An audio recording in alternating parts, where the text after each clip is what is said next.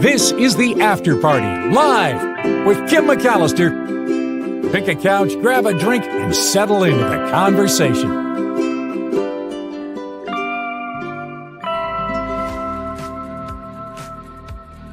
Are you saying we made it to Friday? No. We got through the whole week of all the horrible stories that came out in the press. Oh, we made it through, and somehow it is Friday. And what a fun Friday it was. From Friday Fabulous Florida, Michael Snyder, Sarah Kenzie are on the show, Jim Avila, always love him. And now here we are on the After Party Live, and thank you for being here. Please click subscribe. Please click that like button while you're thinking about it. And we have Tim Sika on the show today at the movies with Tim Sika. You will hear Tim review a couple of the same movies that Michael Snyder reviewed on the Mark Thompson show. But the beauty is they have such different perspectives. So it's always good to hear both of them and then kind of compare and then see the movie. Except for I don't think I want to see the horror movie this week, but see the movie and then kind of figure out where you align with and which movie reviewers, kind of gets your sensibilities. So I love that. I even if it's the same movie, I want to hear it all. Thank you for the contributions to the After Party Live. It is truly appreciated. People with the setting up of the monthly PayPal that have contributed that way. And the PayPal is in the show description daily and in the About tab with a live link, thanks to Wes. There is a recurring monthly payment from Sarah, who kicks in $5. Sarah K, thank you so much. Karen Cooper, thank you. She's got a jewelry website on Etsy, by the way. Check it out because she makes some beautiful things. $10 from Karen, Martha D for $5, and Delette for $26, and Carrie Q for $10. Thank you for supporting this show and helping me pay for all the software and the things needed to keep it rolling. Huge, huge thank you. All right. Now that we have covered that, and I've given you the information for PayPal, I do want to move on quickly because I know we've got Tim Sika coming up in about 2 minutes. So, Phineas says we need a Snyder Sika throwdown on the After Party Live. I don't know. They're very good friends. And so I don't think they're going to throw it. They wouldn't throw it down. I think they would be very nice and kind and conciliatory to each other. It would be very appreciative and congenial. I don't think it would be the throwdown you're looking for, is what I'm saying. SJ Lola agrees. Karen's jewelry is beautiful. Karen Cooper Jewelry on Etsy. Yeah, check it out. Always love to support each other if we can. So, and she makes some beautiful things. So please do take a look at that. And yeah, they need the room to, you must be talking about dogs. Absolutely. Yeah, I saw that you have a new dog. So beautiful. All right, let's take a look at this first story before Tim pops in. And this is a story about tattoos. And I don't know if I'll be able to get to this full story, but at least we'll kind of jump in, talk about it a little bit. This is the first ancient Maya tattoo tools that have been discovered in a cave in Belize. Archaeologists have found what they think might be the oldest known tattooing tools linked to the ancient Maya civilization. They were found in Handprint Cave in central Belize, and 2 stone artifacts appear to have been used for puncture-style tattooing, which was a method common to a lot of cultures before the advent of modern tattoo machines. The tools are classified as burin spalls. They're tiny flakes of this stone called chert, which were shaped into a sharp point, and they have traces of what is believed to be soot-based ink as well. The tools date back to the classic Maya period, CE 250 to 900, and they were found by some researchers from universities in Denmark, the United States, and it looks like it was some type of ceremonial context going on in this handprint cave. They do know that this cave and the things that went on there are linked to life, death, and the underworld. And they believe, the Maya, were tattooed. They had one account by Spanish conquistadors that reported both men and women being adorned with these elaborate designs, and they all were supposed to symbolize something. Could be bravery, could be symbolizing beauty or punishment. It could be, wear a tattoo around because you were being punished for life. Yeah. But check this out. This is a Burren Spall, and I have to show you this picture because it's really cool looking. And I see Tim Sika is here, but take a look at this. Look at the tattoo on the butt. It's kind of cute. And this is one piece of evidence of ancient Mayan tattoos. So that's pretty cool. This is a Nazca female figurine with tattoos as well. The tools they found in this handprint cave were on a ledge above a travertine pool in the cave, and they were found near human remains and also ritual items they think were used in rituals like jade and obsidian. So, what they think is that the tattooing items may have been ceremonial or social, or maybe were for sacred events or were for high ranking individuals. But they were definitely, they think, broken in a ritual before they were left in that cave. So there you go. The evidence of Mayan tattooing. All right. It is time. We're going to it at the movies with Tim Sika, and he joins us again. Hello, Tim. Hello, Kim McAllister. How are you doing? Hi. I'm good. How are you, Tim? I'm fine. Good. I'm fine. It was a little slow week for movie watching for me, but it was good. Sometimes that's the way it goes. Yeah. I watched something that our mutual friend Nikki Medoro suggested to me, and I thought I would present it to you as we begin. Yeah. Is that okay? Yeah, go ahead. Okay. Yeah. So I hadn't heard of this old movie, and now it's been remade into a new series on Netflix. Nikki said, you've got to watch the 4 seasons. And so I did. And I loved it. It's this movie, the original was an Alan Alda movie with Carol Burnett. Right. Yeah. From 1981. 81, yeah. I don't think I remember when that movie came out, but I don't recall having seen it. And I probably should have, just because of the pedigree of the cast. I mean, Carol Burnett and Sandy Dennis and Rita Moreno's in it too. Yeah. Len Cario. It looks like it's a great cast. They use the music of Vivaldi, from what I have gathered. I don't think I. Go ahead. Go ahead. No, I was going to say I don't think I probably would have remembered it, but all I remember are like little, maybe I've seen scenes from it or something, but I will watch it for next week and I'll let you know what I think. But do you like the film? You like the original film, the 1981 film? I had never seen it, but I watched the new series that has Tina Fey and a bunch of other people in it. Tina Fey, hold on, I have the list. And it was created by Tina Fey, and it stars Fey, Steve Carell, Coleman Domingo, Will Forte is in this one, and then it's based on the original from 1981 with Alan Alda, Carol Burnett, and others. And so I watched the series, and I liked it so much, I thought, oh, I love Alan Alda, let me watch the old one. And so then I watched the movie. And I love them both. And the storyline is similar. There's a twist in the series that did not happen in the old movie. But there's also a lot of similarities as well. And I recommend both. They're both really good.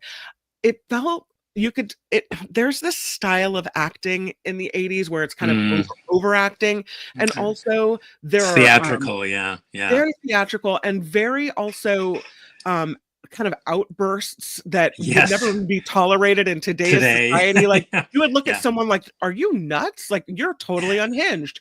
But it was normal back then, I guess. Not it was the 80s. Yeah, it was the 80s. We didn't have to be regulated emotionally, but it still was a really good movie, and the story is good, and it's called The 4 Seasons, and the Vivaldi music is used in both the old movie and in the new series, and I think it really complements what's happening. And in both, they have these nature scenes as they switch from season to season, which is really kind of cool. And you feel it. I'm curious because you said it's a series. Now, the movie is what, under 2 hours? So does it feel like they're just extending it for no other reason than to just make it longer? It's a series, right? How many episodes is it? I want to say 8. Wow. 8? Yeah. Okay. Wow. Okay, but It didn't feel like it. It didn't. Okay. It really didn't feel like it. It was so enjoyable that I was glad to have more content to watch because the story was so good. Okay. And there were some twists and some new plot lines, and the characters are really likable. So I enjoyed both. Again, okay, I'll check them out. I'll check them out this week. Yeah, for sure. That's the new one, and it's on Netflix. It's on streaming now, and there they are on the beach. Okay, both involve, and this doesn't ruin the plot for you, both involve this group of friends that vacation together every season. And I'm thinking to myself, you guys go on a lot of vacations, but okay. So they vacation together every season, and one of the couples breaks up and gets a divorce. And it's about the aftermath of that, the impact on all the friendships, the impact on their relationship, and on new partners coming into the group, the impact on their kids. And it's just it's a good series. It's very entertaining and thoughtful. Did Alda have anything to do with this remake? Do you know? I don't know, but I can tell you he makes a cameo, so I know he's supportive of it. Yeah, I'm sure he is. Yeah, he plays the father of the divorcee. Okay. Yeah, because I know he directed the original. I think he wrote it too. I think it was his baby from the get-go. Yeah. Anyway, so that's mine to present to you. Okay, thank you. I appreciate it. I like tips. Well done. And now I turn the floor over to you, Tim Sika. What do you want to do first? Okay. Well, we'll go from something you really liked. Something decidedly different than the first movie we're going to talk about. I mean, this week it's all visceral entertainment that we're going to be talking about. And the first movie on the list, there's just a couple this week, but it's a movie called Clown in a Cornfield. Why? Okay, well, because it's obviously this is a horror movie, right? And the title's a perfect description for what this movie is, and from that same title, you can guess what this movie is, right? It's a horror movie, although the noun of the title is made plural at one point in the story, making for all this multiple creepiness and scares. Anyway, this horror slasher movie, is directed by Eli Craig, who's best known for co-writing and directing the cult horror comedy film Tucker and Dale versus Evil. Have you ever seen that? It's actually quite good. He's also the second son, I found out, of actress Sally Field. I wonder what his mom, Sally Field, thinks of her son and his horror movie career. I don't even think she's ever made.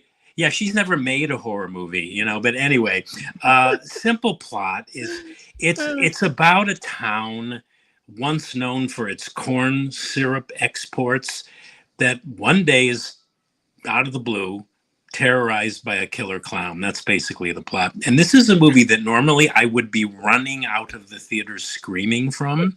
It's very, very violent, and it's very creative and bloody, and it's graphic kills. It's somewhat derivative of all those like 80s teens getting slaughtered one by one movies in either a town setting or a camp setting or another setting where some kind of monster is terrorizing them. And it has to do with the young people of the town, the high school kids. Going into this movie, I thought there was no way the filmmakers could bring this killer clown notion to life on screen that would be fresh. Right. But they kind of did. The first half is pretty meta with subtle references to those 80s horror movies. There's even a nod to Jaws in this movie, and you're thinking, okay, this is all borderline cliche. But about halfway through, there are some unexpected twists and turns and shifts in the horror intensity and plot contrivances that turn this film, for me, into something that was almost political, something that subtly makes a statement about the failure of capitalism, the craziness of the MAGA movement, the dangers of authoritarian rule. And I don't think I don't think this is just me, getting that out of this. I think some of that was intentional because it. I should also mention that this movie is actually based on an award-winning YA novel by this guy named Adam Seizure. So it's a young adult novel. Um, so, and this is the other thing: the filmmakers do something in the second half where the kills, as they were doubling and tripling and getting grosser and grosser and scarier as ever, they did something. I'm not sure what it was. Maybe it was some kind of like subtext or some kind, I don't know what it was, but they did something that turned these horrors into something that was almost comic and that had this sense of humor about itself, making the kills and stuff easier to digest and to absorb. I don't know. I actually went from like, oh God, I was covering my eyes and going, oh God, I'm not going to get through this, to a point where I actually was amused by it. So,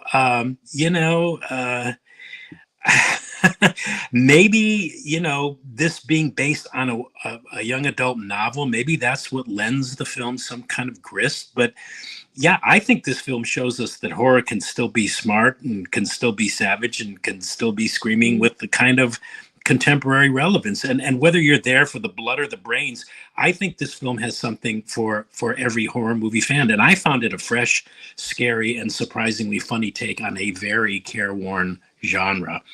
I recommend it. And let's just leave it at that. I'm not a psychologist and I'm not going to try to figure out why, but I surprisingly like this movie.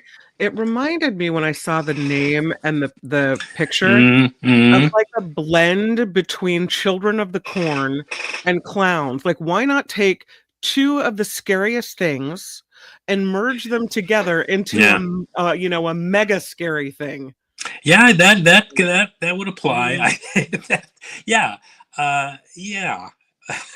I remember when I was a teenager and I was babysitting, and the family had some movie service that my parents wouldn't pay for, like HBO or Showtime or something. And the Children of the Corn came on, and I had not been allowed to watch these kinds of things. And so I watched it because, I'm the big babysitter. I'm in charge tonight.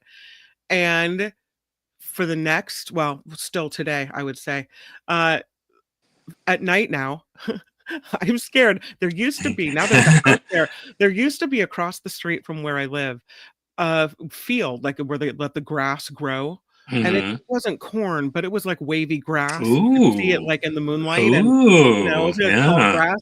And after I watched this movie, I'd look across the street and I would be deathly afraid. You cannot watch horror movies. That movie scared the bejesus out of me.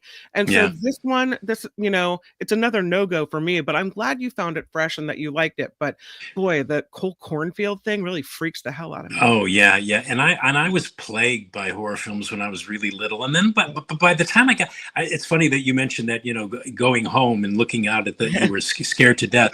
Yeah, I saw some movie, some cheap movie. It was about some kind of tree monster or something, and I watched it at a friend's who was like maybe about 5 doors away, and I remember thinking, I'm not going to make it home because a tree is going to jump out from the side of a car and eat me. But then when I got to be about 10, I thought, these are just movies, kind of thing. So, and then I never had that problem, but I think the older I get, the harder it is to disassociate from some of this stuff, because it's just, people must be craving some of this stuff on some level, because horror movies now, they're a dime a dozen. They're all over the place. Neon, which used to be like an independent, well, it still is an independent film boutique label, they're specializing in horror films now. So, I don't know what that says about the culture, but it's interesting. Nola Vidian remembers clowns from childhood, like Bozo, and they weren't scary. And now Vanessa says, why is it that always clowns are the killers? Why do we turn clowns into something scary? Well, there was everybody. I don't know if everybody watching and listening ever heard of John Wayne Gacy, but remember John Wayne Gacy? Yeah. He was a clown Yeah. I think he probably gave a lot of these writers ideas about like turning something that was normally associated with fun and lightness into something horrible. Like dolls, they do the same thing with dolls, little Oh yeah. kids' toys where you look into the eyes and, Oh it yeah. just it is like Oh, some kind of a disguise that's yeah. creepy. Yeah. Yeah, well, remember the Twilight Zone episode with Talkie Tina, who was this a sweet, adorable little doll, but it was really a Mhm. devil doll, and yeah, wound up killing the father of the little girl who owned the doll because the father thought the doll was possessed and he was trying to kill the doll, but he Yeah. couldn't. Yeah. Anyway, This must be a line from a movie. He writes, "You don't look at me." I don't know what that's from, but it freaks I me out. don't either. Yeah, horror fans Oh. listening, maybe they can tell us what that's from. Yeah. All right, we've got the next movie, and this one is called Fight or Flight. And Michael Snyder told me this is not a movie for me.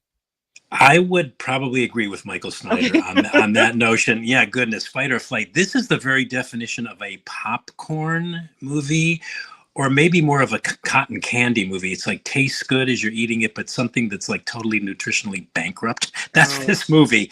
It's an action comedy. It's this adrenaline fueled story about this guy played by Josh Hartnett. His picture, there he is in the poster.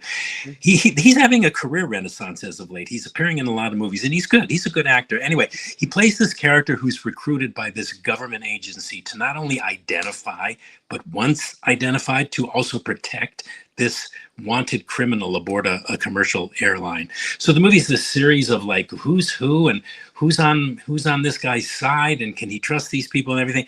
And it's this crazy, semi-mindless movie, totally designed to divert, distract, and entertain. Its strength is that it's this ongoing series of very violent, bone-breaking, bone-crushing martial arts action set pieces set aboard a plane flying at 40,000 feet, involving men and women who not only have these nunchucks and similar devices to kill people with, but men and women who also have guns. And you know what happens when a gun is fired on a plane flying at an altitude of 40,000 feet. I mean, the cabinet's not going to stand for that. Anyway, there's not much else to say about this movie other than it looks as though it may be aiming towards a franchise. It's another movie IP. It ends in a way that I think if this one's a hit at the box office, we're going to see more of these movies. But, if you want your adrenaline ignited, or you just need an adrenaline fix or adrenaline rush, I suppose you could do worse than this one. Was it good enough to be the first movie in a series of sequels? Oh, boy, I was going to say you're asking the wrong part. I would say yes, based on what what the studios are looking at movies that appear to be sure things. Yeah, I don't know. I didn't read the box office reports for the weekend. Of course, it's only Friday, but they come out so fast. I would say, yeah, it justifies another one. It's just probably going to be more of the same. But Yeah. the audience I saw, the preview audience I saw the movie with, really seemed to enjoy it. And there's some humor too. There is a couple times where certain things are said that that provide laughs in order for you to kind of just like, oh, okay, Mhm. I needed a release at this point, because that fight scene was just way too much for me. And the way the people die in this movie, oh my god. This week for me, it was like the killings in the movies that I saw, I just don't want to repeat anytime soon. Too many And that's killings. too many killings. That's flight or fight. Yeah. So are you recommending Fight or Flight? If I would say if this is your cup of tea, yeah. I was surprised that I found it as enjoyable as I did, although I did Mhm. kind of find it at one point to be repetitive. So I'm recommending it to those who have a propensity for these types of movies and who enjoy these types of movies. All right. Your classic movie recommendation of the week is a movie called Brief Encounter from 1946. Yes. Now, Kim, Mhm. this is a movie for you. This is definitely up your Oh, alley. It's because okay. I know you love romantic dramas and comedies. This is one of the great romance dramas of all time, and the Oh. quintessential woman's picture. It was released almost 80 years ago. That just boggles my mind. This movie will be 80 years old next year. It's the British drama Brief Encounter. And it was originally a one-act play called Still Life by Noel Coward. And this movie, in fact, was produced by Coward, and it was directed by David Lean, the great filmmaker, one of that master's early unadorned human dramas prior to him venturing into those large screen epics like Bridge on the River Kwai and Lawrence of Arabia and Dr. Zhivago. It stars Celia Johnson and Trevor Howard, who are in the poster there, and it tells the story of these two married strangers living in pre-World War II England, and they have this chance meeting at a railway station one Thursday day that leads to this brief but very intense emotional love affair, which disrupts their otherwise very staid and conventional British lives. Many critics, many historians, and many scholars consider Brief Encounter as one of the greatest films of all time, and I'm one of those people. I have never met a woman who I recommended this movie to, or who has seen this film, who did not unreservedly love it. Men like it too, but women go especially nuts over this picture, probably because it's one of the very few films from that era that's solely from the perspective or the point of view of the woman, who also narrates the film. That's how they met. She's waiting for a train, and she gets some kind of splinter in her eye, and he plays a doctor. Trevor Howard plays a doctor, and he just happens to overhear, and he says, "Oh, I'm a doctor. I think I can get that out for you." And then, anyway, the music. No telling what he can do for her. Yeah, there's no telling. Yeah, well, it's a very taste. It's very British. It's very English. So the music, which I want to say, the music score consists solely of the lushly romantic and pulsatingly emotional Rachmaninoff Piano Concerto No. 2, which is they use it really interestingly because it superbly contrasts the Britishness of this piece. It's like the music here provides this sense of emotional throbbing that these very reserved British characters do not and perhaps cannot outwardly express. So it's a great movie. I don't know what else there is to say about Brief Encounter. It's just satisfying in every way. It's filled with emotion. And for film geeks, as a technical piece of filmmaking, it's really emblematic of director David Lean, who, beginning with this picture, I mean, there were others before. He did other collaborations with Noel Coward. He did In Which We Serve, In Which We Serve, This Happy Breed and Blithe Spirit. But as a technical piece of filmmaking too, this movie rather cemented Lean's stature within the industry and provided more ample evidence of the great talent that was to emerge with all those Charles Dickens adaptations he did. Great Expectations and Oliver Twist, great movies, and then to the large screen epics that were to follow. Anyway, Brief Encounter, it's now streaming on Max. Ladies, This is a special recommendation to all of you listening and watching who have never seen it. Okay, I love it. Yeah. So it's streaming on Max. There's no excuse for me not to watch this one, and I will. And it looks, you say this is the best romance of all time, huh? I would say it's one of them. Yeah. I mean, yeah, it's just terrific. Oh, you know what, Kim, there's another movie out now. I don't know if Michael, because I haven't listened yet. I don't know if Michael Snyder reviewed this, but there's a movie out now. I just wanted to mention, I haven't seen it, but there's a movie out now that debuted a couple of years ago at the Fantastic Film Festival. It's a Swedish science fiction film called UFO Sweden, which has now been released in the US in selected US theaters under the name Watch the Skies.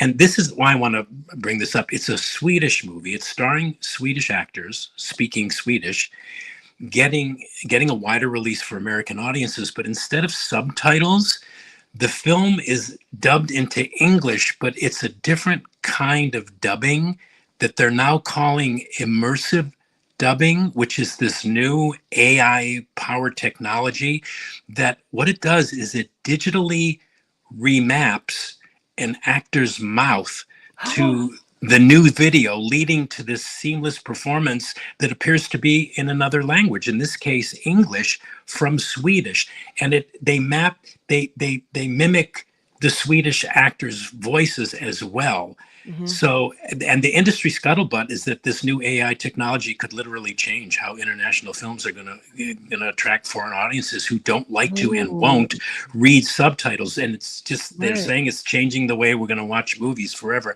They're also saying, and I don't know myself because I haven't seen a movie yet, but that unless you know about the immersive dubbing process going in, the effect is largely invisible. I guess they're saying it's not perfected yet, but they're saying it's pretty seamless if you're not watching it. And if you are watching it, you may notice some imperfections because that's like with all new technology.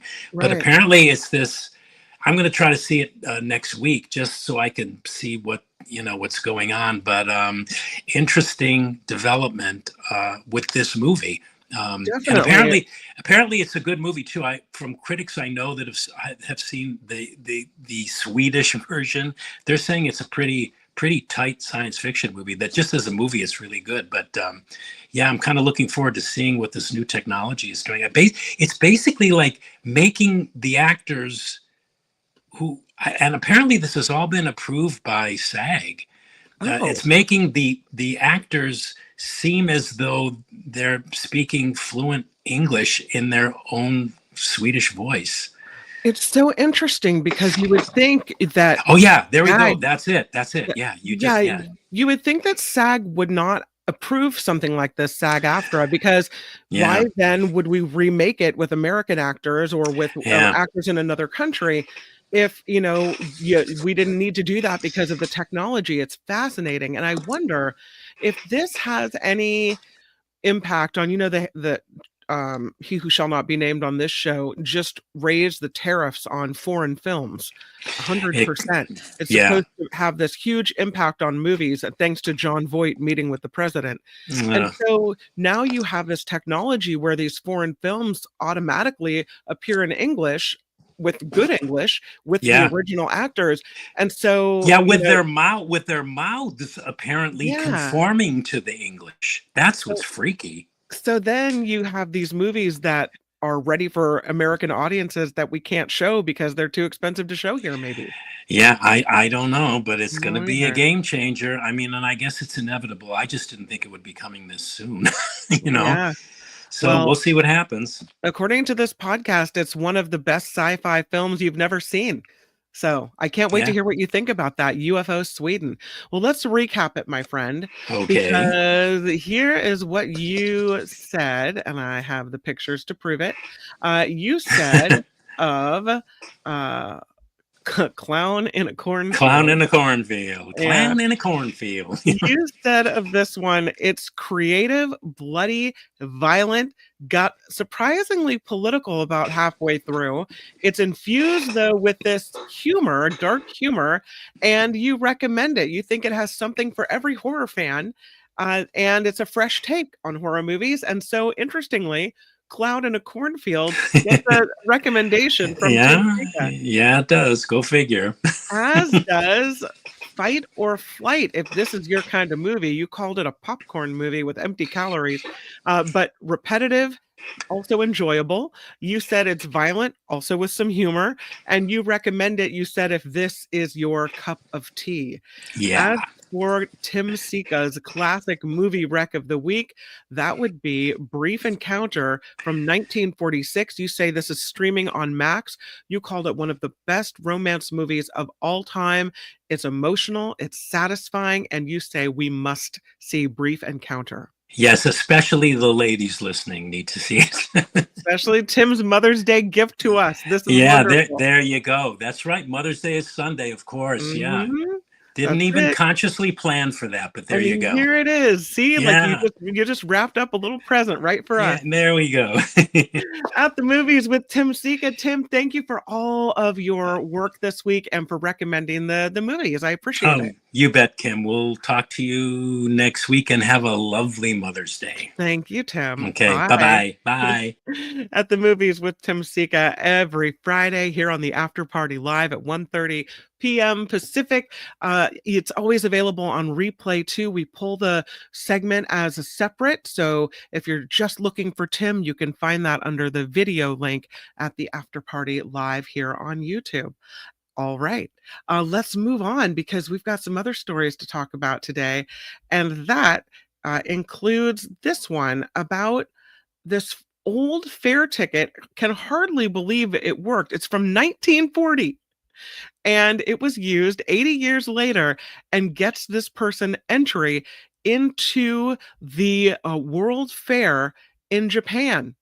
Yeah, this is a ticket. It's 85-year-old ticket that somehow someone kept, and apparently they never go bad. So it's always good to keep those old fair tickets, apparently.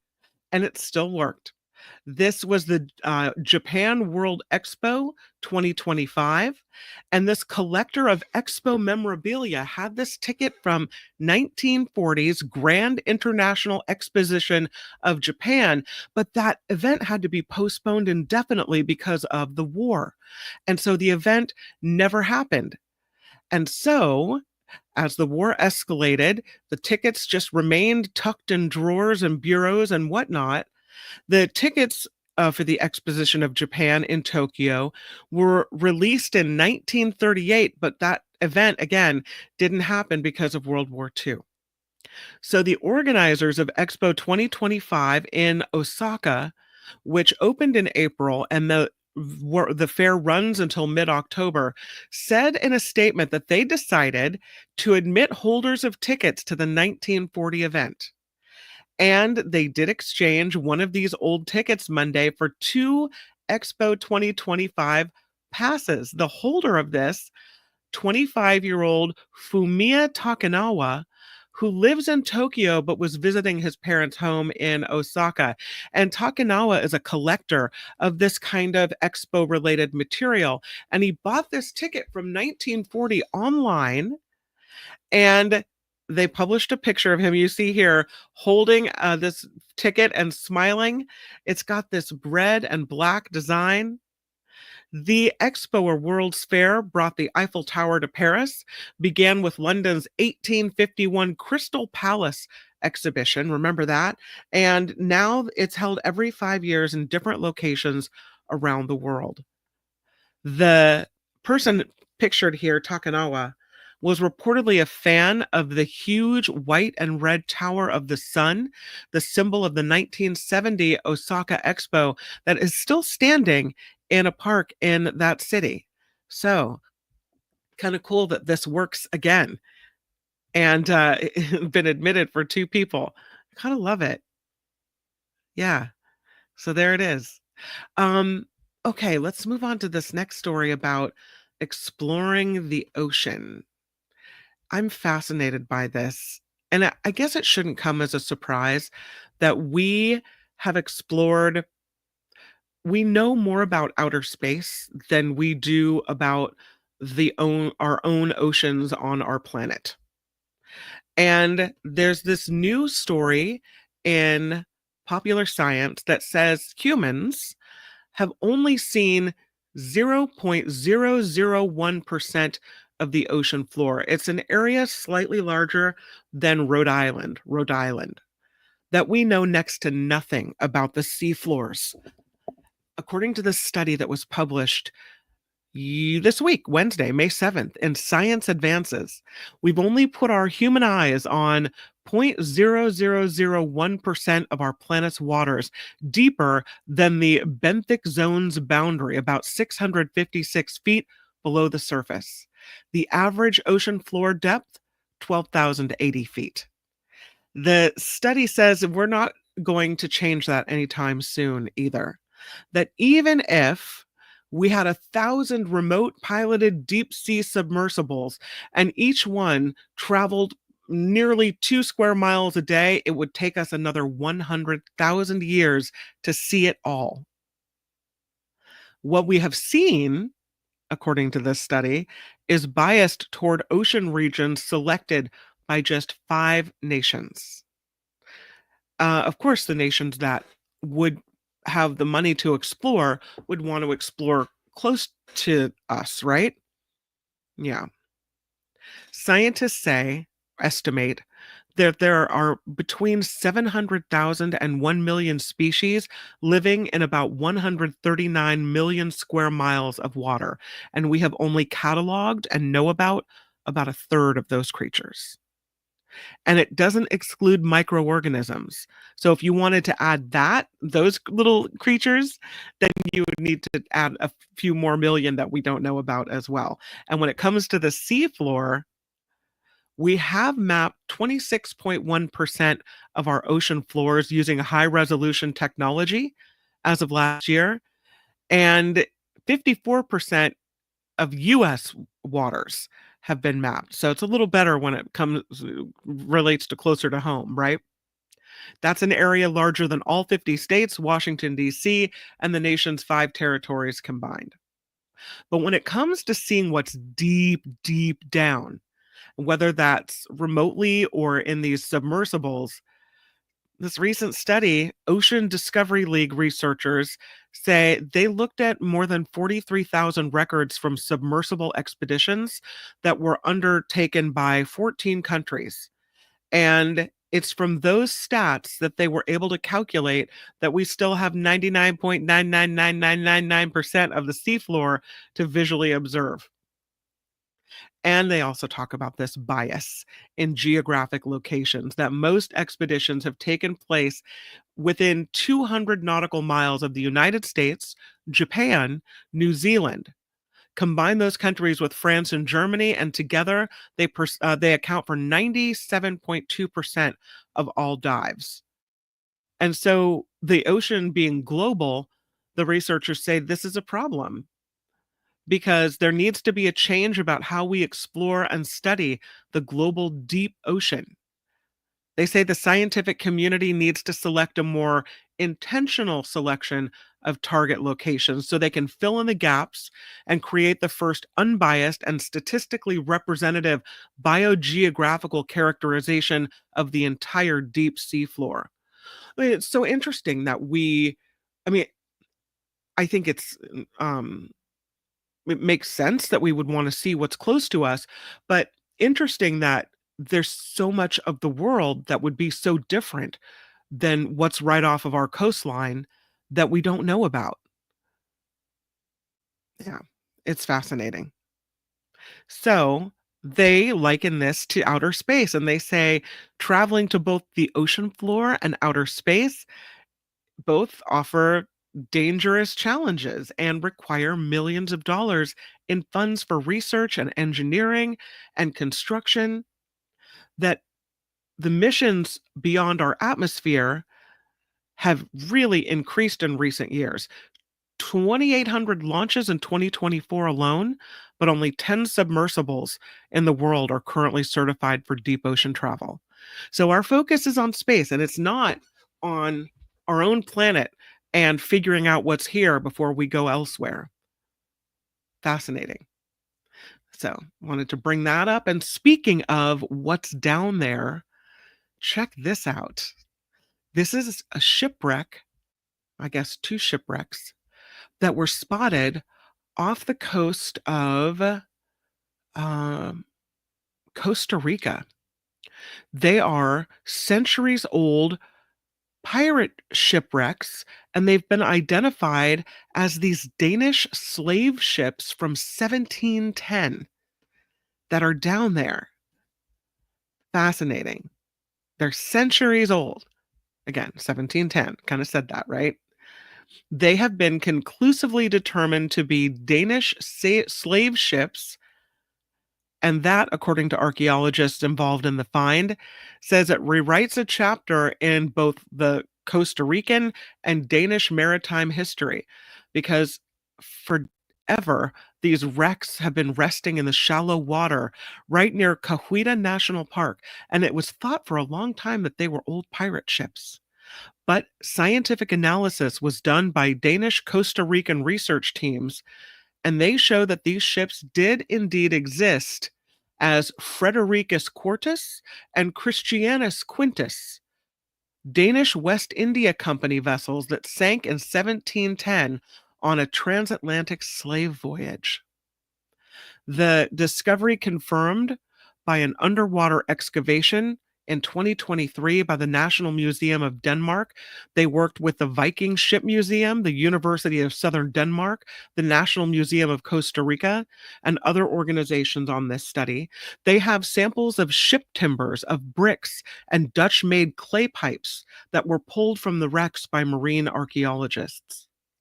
They analyzed the wood, looking at the tree rings on the wood, and the dating determined the oak originated in the Western Baltic, specifically Denmark, and was cut down between 1690 or 1695.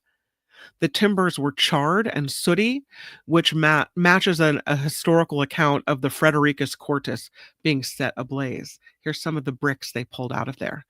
Look at that. And so they say the analysis is very convincing. There are no longer any doubts that these are the wrecks of these two Danish slave ships. The bricks are Danish, same goes for the timbers, the charred soot from a fire, and it all fits perfectly with this historical account stating that one of the ships did burn. The slave trade, the transatlantic slave trade, in this case, these two ships operated by the Danish West India Company. They had smaller than those ships of the British or Portuguese, but Denmark transported more than, listen to this, 120,000 enslaved Africans from West Africa to the Danish West Indies, which is now the U.S. Virgin Islands, from Europe from the 17th and 18th centuries. The records indicate these two ships were headed from Ghana to the Danish colony of St. Thomas when there was a rebellion that broke out on the Fredericus Quartus. And even though that uprising was not successful, it resulted in the brutal execution of the leader of the rebellion, and it prompted the Christianus Quintus to accompany its sister ship so that it would not experience the same kind of unrest. And because it took longer, the provisions were running low, the crew members were becoming desperate, and there was a mutiny that was narrowly avoided when the captains agreed to release hundreds of slaves so food could be shared. About 600 slaves reached the coast of Costa Rica, and soon after, the Fredericus Quartus caught fire, and the Christianus Quintus, having lost its anchor, was battered by heavy surf. So, there they are on the ocean floor this many years later. Finally, we figure out what these ships are and what they represented. They were so broken up that they were thought to be old pirate ships destroyed in a pirate battle.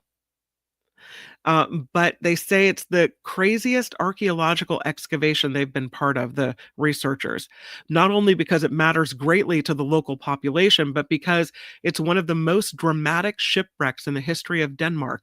And now they say we know exactly where it happened. Right there on the ocean floor. Speaking of figuring out where things are, mapping the ocean floor and laying eyes on it all, right? Yeah. All right. Well, with that, I think we're ready to move on to the weekend. Oh no, I have one more story I wanted to tell you about. Speaking of the ocean floor, there is, and this kind of fits with this, so I did want to mention it. There is a mile-wide underwater volcano off the coast of California, Oregon. And researchers say it's ready to erupt. But I kind of look at this like, the earthquake. The big one could come at any time. You can lose sleep over it. It's hundreds of miles off the coast of Oregon and California. And they say things are really heating up there. That there are signs that this Axial Seamount, it's a large undersea volcano, is showing signs of impending eruption, the Axial Seamount. It's about a mile underwater on a geological hotspot where there are gushes of molten rock rising from the Earth's mantle into the crust. These hotspot volcanoes are common on the seafloor. I mean, we've seen them before. But this one, off the coast of the Pacific Northwest, the Axial Seamount, happens to be on something called the Juan de Fuca Ridge, where two massive tectonic plates, the Pacific and the Juan de Fuca plates, are constantly trying to spread apart. And that causes a steady buildup of pressure beneath our planet's surface. And the frequency of earthquakes recently picked up out there as the volcano inflates with increasingly more magma. And that, according to volcanologists, signals an eruption could be near. The National Science Foundation Ocean Observatory's Initiative Regional Cabled Array, they've got it all set up out there, which is operated by the University of Washington, monitors the activity out on the Axial Seamount. And they say at the moment there are a couple hundred earthquakes a day, a lot less than they saw before previous eruptions in 2015. But the thinking is, if they had to guess, that it's likely to erupt sometime later this year or maybe early 2026, although they say it could be tomorrow because it's really unpredictable. When it erupted in 2015, there were about 10,000 small-scale earthquakes in a 24-hour period. And that's the thinking as what we can experience in the next one as well. There was magma that oozed out of the axial seamount for a month and trailed about 25 miles across the seafloor. The magma chamber at the heart of this volcano has also collapsed several times, creating a large caldera. The sea life is thriving in this area. It's mineral rich. There are gases coming out through the hydrothermal vents here, kind of like a hot springs underwater. And the streams of fluid contain billions of microbes coming up from these cracks in the caldera's surface. They have their white plumes called snowblowers. And during previous eruptions, the plants and animals living around the hydrothermal vents, because it's warmer down there and some life is attracted to this temperature, they got scorched by the lava flows. But just a few months later, life was back and things were doing well again. So, when will it blow? Anytime now. We don't know. You can watch this, by the way, if you want to check it out. They've live streamed this whole thing. They've got University of Washington has these cameras. I can't get my computer to make it work, but I will post the link in the chat in case anyone is interested in looking at this axial seamount.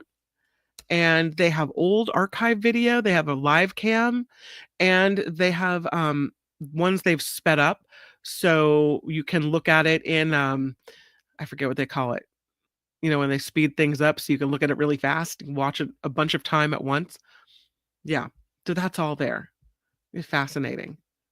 And that, my friends, is the After Party Live on a Friday. And thank you for being here. I really appreciate it. I hope you go out and have the very best weekend. Happy Mother's Day to all the moms out there, and to even those of us, my mom is with me and she's right next door.